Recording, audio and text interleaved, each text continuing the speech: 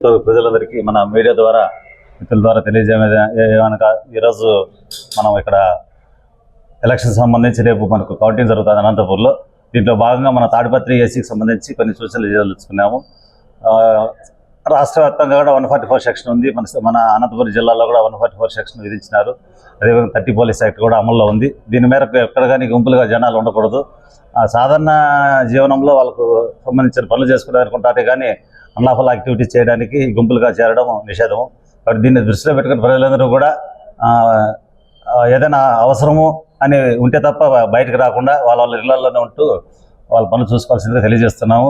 ఈ రేపు వచ్చే కౌంటింగ్ విషయంలో కూడా అనవసరంగా బయటకు తిరిగి ఈ పబ్లిక్తో గుంపులుగా ఏర్పడి టాక్స్ చేయడం లేకుండా ఎవరెవరు ప్రజలు కూడా వాళ్ళ ఇళ్లలోనే వాళ్ళు ఉంటూ టీవీలలో చూసుకుంటూ ఫలితాలన్నీ ఇప్పుడు వస్తూ ఉంటాయి కాబట్టి అప్డేట్స్ టీవీ ద్వారా తెలుసుకొని ఇళ్ళకే పరిమితమై ఉంటే మంచిగా ఉంటుందని చెప్పి తెలియజేస్తున్నాము. అదేవిధంగా ఇప్పుడు మనం కూడా పబ్లిక్ అంతా కూడా మనకు తాడిపత్రిలో గతంలో 13వ తేదీ 14వ తేదీ కొన్ని అల్లర్లు జరిగాయి. దాన్ని దృష్టిలో పెట్టుకొని మేము కొన్ని కఠిన చర్యలు తీసుకోవడం జరిగింది. ఇట్లా భాగంగా పబ్లిక్ కూడా మాకు కోఆపరేట్ చేసి ఇది అల్లర్లు జరిగింది కాబట్టి మేము కఠిన చర్యలు తీసుకుంటామనే ఉద్దేశంతో మాకు కోఆపరేట్ చేసి శాంతి భద్రతలు కాపాడదని మాకు కూడా ప్రజలు కోఆపరేట్ చేయాలని చెప్పి కోరుకుంటున్నాము. ఈ ఎలక్షన్స్ రేపు కౌంటింగ్ అయినప్పుడు గెలిచిన వాళ్ళు ఈ క్రాకర్స్ బస్టింగ్ కానీ ఈ విక్టరీ పొజిషన్స్ ఊరేగింపులు చేయడం కానీ నిషేధము. కాబట్టి ఇలాంటివి ఏదైనా ఉంటే కూడా తర్వాత నిదానంగా ఆఫీసులకు దృష్టిలోకి వచ్చి దాన్ని ఏ విధంగా అవుట్ చేసుకోవాల్సి వస్తుంది. కానీ ప్రస్తుతానికి మాత్రం ఈ నిషేధం పూర్తిగా విక్టరీ పొజిషన్స్ చేయకూడదు. అట్లే కూడా ఈ ఫైర్ క్రాకర్స్ కూడా బస్టింగ్ అనేది లేదు.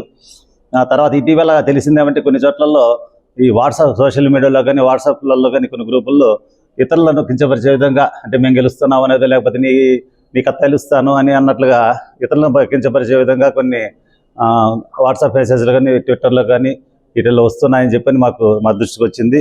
ఇలాంటివి వస్తే మాత్రం దాన్ని మేము ఖచ్చితంగా దానిపైన చర్యలు తీసుకుని వాళ్ళపైన కేసులు బుక్ చేయడం జరుగుతుంది. అటు ఎవరైనా కూడా తెలుసో తెలియక ఫార్వర్డ్ చేసినా కూడా దాన్ని ఫర్దర్ ఏం కాకుండా చూసుకోవాల్సిందిగా అందరికి తెలియజేస్తున్నాము. ఈ కౌంటింగ్ రోజు మనకు అనంతపూర్లో ఉంది కాబట్టి కౌంటింగ్ సెంటర్ జేఎన్టీయూలో తాడిపత్రి నుంచి ఎవరు కూడా కౌంటింగ్ సందర్భంగా అక్కడ చూడడానికనో లేకపోతే ఏదో విషయాలు తెలుసుకోవడానికి కౌంటింగ్ సెంటర్కి వెళ్ళకుండా అందరూ కూడా ఉండాలి. వాళ్ళకి ఏదైనా అత్యవసరం అయితే తప్ప అనంతపురికి పోకుండా రెస్ట్రిక్ట్ అయ్యి రేపు మన 4 మండలాల్లో ప్రజలు కూడా వాళ్ళ గ్రామాలలో వాళ్ళ ఇళ్ళ దగ్గర ఉండాలని చెప్పి మీ ద్వారా విజ్ఞప్తి చేస్తున్నాము. తర్వాత ఈ రౌడీ షీటర్స్ కూడా ఇటీవల మనకు అల్లర్లు జరిగిన నేపథ్యంలో ఒక 212 మందిని మనము రౌడీ షీట్లో కూడా జరిగింది రీసెంట్గా.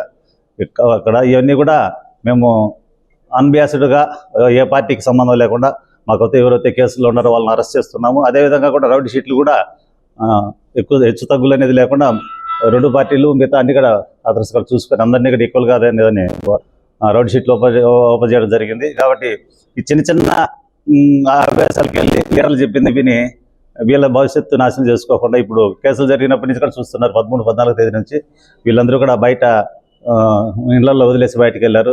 ఆ ఇబ్బందులు బట్టి వాళ్ళ ఫ్యామిలీస్ కూడా ఇబ్బంది పడుతున్నారు. ఇప్పుడు 133 మందిని అరెస్ట్ చేసి రిమాండ్ పెట్టడం జరిగింది. అన్నింటిలో కూడా ఆ సెక్షన్స్ 307 ఉంది కాబట్టి వాళ్ళకి బెయిల్ కూడా రావు. దానికి తగ్గట్టుగా ఇబ్బందులు ఉంటాయి కాబట్టి ఆయన దృష్టిలో పెట్టుకొని ఇంకా రాబోయే రోజుల్లో రేపు కౌంటింగ్ సందర్భంగానే తర్వాత కూడా ఈ ఇబ్బందులు దృష్టిలో పెట్టుకుని ప్రజలు కూడా వాళ్ళ ఇంట్లో వాళ్ళ మగవాళ్ళకు కూడా చెప్పుకొని ఇలాంటి కేసుల్లో ఇన్వాల్వ్ కాకుండా దానికి వాళ్ళు కొంచెం చెప్పుకోవాలని చెప్పి తెలియజేస్తున్నాము. ఈ విధంగా ఎలక్షన్స్లో కూడా ఇప్పటికీ 2168 మందిని బౌండ్ ఓవర్ చేస్తాం గతంలో ఎలక్షన్స్ కన్నా ముందు. ఈ ఎలక్షన్ మన 13వ తర్వాత కౌంటింగ్ ఈ మధ్యలో ఇప్పుడే దాదాపుగా 627 మందిని బౌండ్ ఓవర్ చేయడం జరిగింది. నెక్స్ట్ ఎక్స్టర్మెంట్ ప్రపోజల్స్ కూడా ఒక 60 మందికి పంపించాము. అంటే ఈ ఎలక్షన్స్ కౌంటింగ్ సందర్భంగా ఎవరైతే కన్నా మనకు ట్రబుల్ మాంగర్స్ కావండి అలర్ట్ చేసే అవకాశాలు ఉంటే వాళ్ళకందరికీ కూడా గ్రామ బహిష్కరణ అని చెప్పి దానికోసం కూడా ఒక 60 మంది ప్రపోజల్స్ పంపించాము. ఇక్కడ ఈరోజు ఆర్డర్స్ అవుతాయి. అది చేస్తే వాళ్ళకి సర్వ్ చేసే వాళ్ళని కూడా మన గ్రామం నుంచి బహిష్కరించి ఏర్పాటు చేస్తాము. తర్వాత ఇప్పుడు మన బందోబస్తు పాయింట్ వెతుకునే కూడా ఒక 7 చెక్ పోస్టులు పెట్టాము మన తాడిపత్రి చుట్టుపక్కల టౌన్కు నుంచి ఏదైనా వెహికల్స్ బయట నుంచి వచ్చేటి కూడా చెక్ చేయడానికి. ఈ మారణాదాయిలో ఈ తెస్తే అయితే కూడా చెక్ పోస్టుల ద్వారా మేము కంట్రోల్ చేసుకుంటున్నాము. ఈ పికెట్స్ ఒక 48 పికెట్స్, అట్లే 4 వీలర్ మొబైల్స్ ఒక 19, 2 వీలర్ మొబైల్స్ ఒక 23 అట్లా చేసి రేపు కౌంటింగ్ కూడా పటిష్టమైన బందోబస్తు ఏర్పాటు చేసుకున్నాము. తర్వాత ముఖ్యంగా ఇంకో విషయం ఏమంటే ఈ ఎక్సైజ్ వాళ్ళు డిపార్ట్మెంట్కి సంబంధించిన మనకు గవర్నమెంట్ ఏవైతే అవుట్లెట్స్ ఉన్నాయో షాప్స్ అవి కూడా 3 days మనకు క్లోజింగ్లో ఉంది.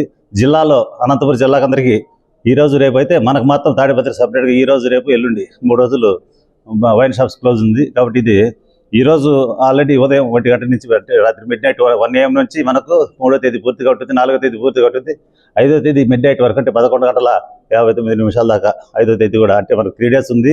జిల్లాలో రేపు 4వ తేదీన కౌంటింగ్ అయిపోయినా కూడా 4వ తేదీ నైట్ మిడ్ నైట్ నుంచి వైన్ షాప్స్ అంటే వాళ్ళకి పర్మిషన్ ఉన్నా కూడా మనకు మాత్రం 5వ తేదీ కూడా వైన్ షాప్స్ బంద్ ఉంటుంది మన తాడిపత్రిలో. ఇది కూడా దృష్టిలో పెట్టుకోవాలి అందరూ కూడా. బందోబస్తు కూడా ఒక 337 మన టౌన్లోనే మొత్తం అన్ని ర్యాంక్స్ ఆల్ ర్యాంక్స్ తో కలిపి 337 మందిని మన తాడిపత్రి టౌన్కే బందోబస్తు వినియోగిస్తున్నాము. అదేవిధంగా టోటల్ మనం తాడిపత్రి ఏసీకి సంబంధించి 467 మందిని మొత్తం ఆల్ ర్యాంక్స్ ఆఫీసర్స్ను బందోబస్తు చేస్తున్నాము.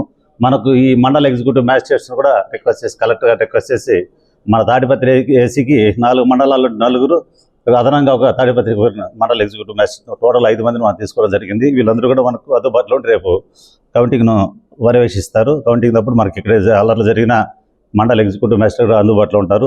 కాబట్టి ఇవన్నీ దృష్టిలో పెట్టుకొని ప్రజలకు తెలియజేసేదేమంటే ఎలక్షన్స్ జరిగిపోయినాయి. ఇప్పుడు మనకు 13వ తేదీ జరిగింది, మళ్ళీ కౌంటింగ్ రేపు ఉంది 4th. దీన్ని దృష్టిలో పెట్టుకొని ఎవరు గెలిచినా సమయం పాటిస్తూ కవింపు చర్యలు చేయకుండా ఓడినా గెలిచిన లీడర్లకు ఉంటుంది. కానీ వీళ్ళు ప్రజలు మధ్యలో అనవసరంగా బాధలు పడకుండా కేసులు ఇన్వాల్వ్ కాకుండా శాంతి పద్ధతులు కాపాడేదానికి మాకు సహకరించాలని తెలియజేస్తున్నాము. అదేవిధంగా మీడియా ద్వారా కూడా మాకు ఏదైనా కూడా పబ్లిక్లో ఏదైనా ఇబ్బంది ఉన్నా కూడా మాకు తెలియజేస్తే వాళ్ళకి మేము మా ప్రొటెక్షన్ ఇచ్చి మేము వాళ్ళకు ఆదుకోవాలని చూస్తున్నాము. తర్వాత ఎలాంటి పార్టీ సంబంధంగా కూడా దీనికి తలకొకుండా మేము నిష్పక్షపాతంగా పనిచేస్తామని చెప్పి తెలియజేస్తున్నాం.